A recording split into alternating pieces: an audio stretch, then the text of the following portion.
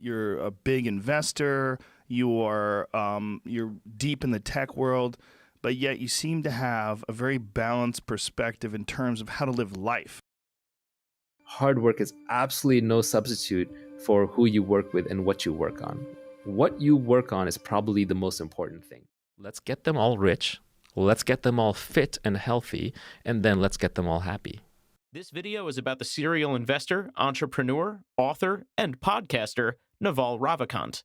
There are people who dream of well-paying jobs, and then there are people who dream of creating those jobs. The latter is a long and difficult road that needs perseverance, vision, and above all, funds.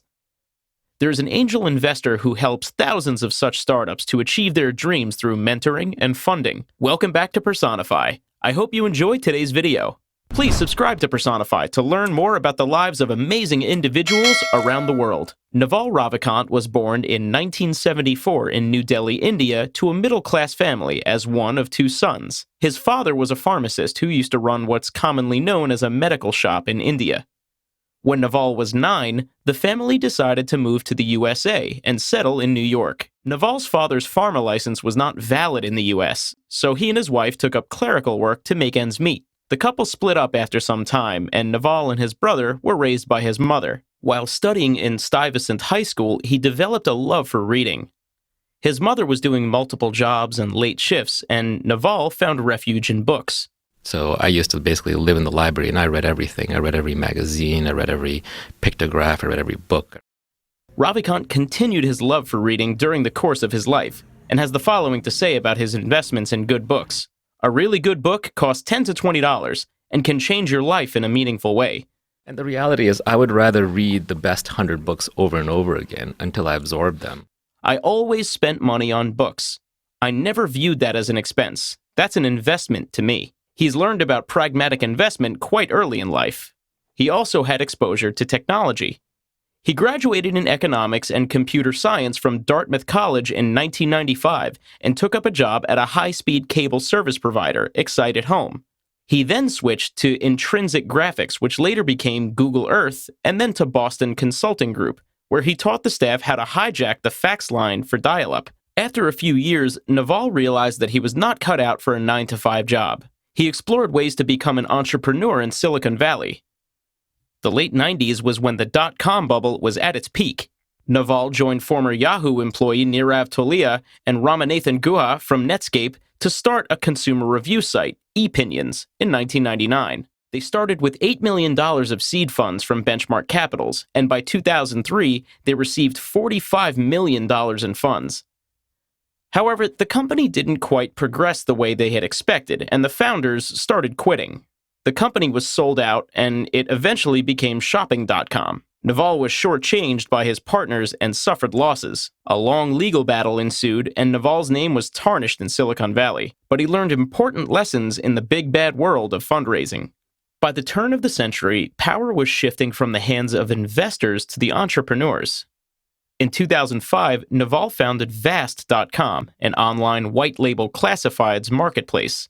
Within a year, it had 25 employees working in 2 continents across 5 time zones, making it one of the first examples of a distributed micro-multinational technology company. Naval was excited about the technology. He said, "This is core stuff, very advanced technology. We're building a company in a way that would not have been possible even 2 years ago." The success of Vast.com made Naval financially comfortable and confident. His childhood habit of reading now included blogs and reviews. He would read the anonymous reviews of venture capital investment firms on the website The Funded, and saw an opportunity in the existing gaps in fundraising. Around 2007, he started a $20 million early-stage venture capital fund named the HitForge. HitForge went on to invest in startups like Twitter, Uber, and Stack Overflow that revolutionized their respective actors.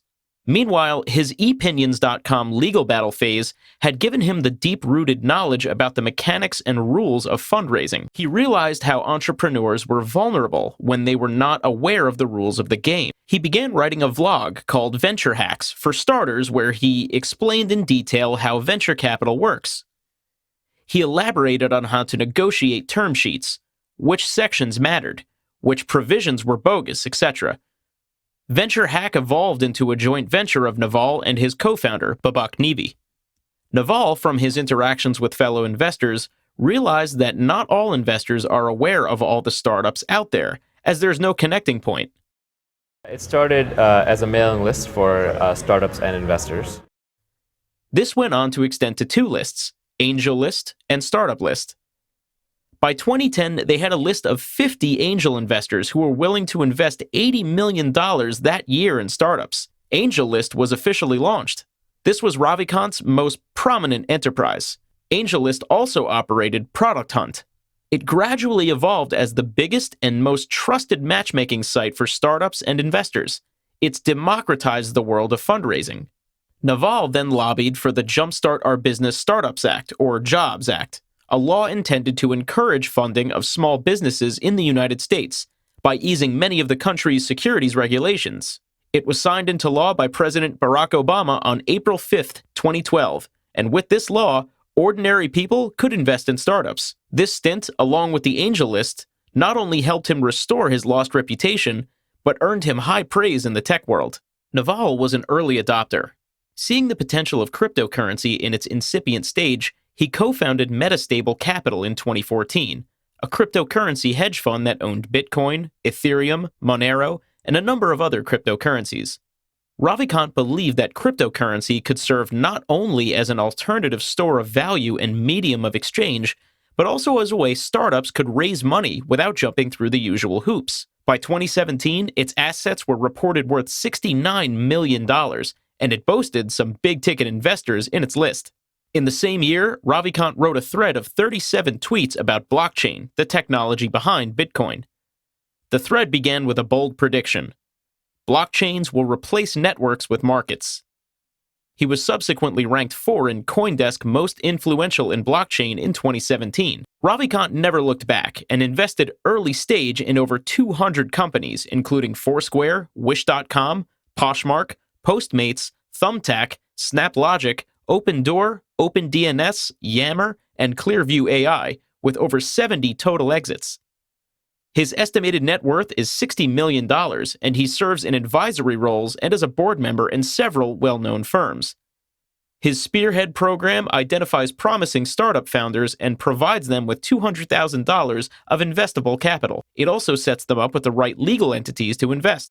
His unrelenting efforts won him the 2017 Angel Investor of the Year award by TechCrunch.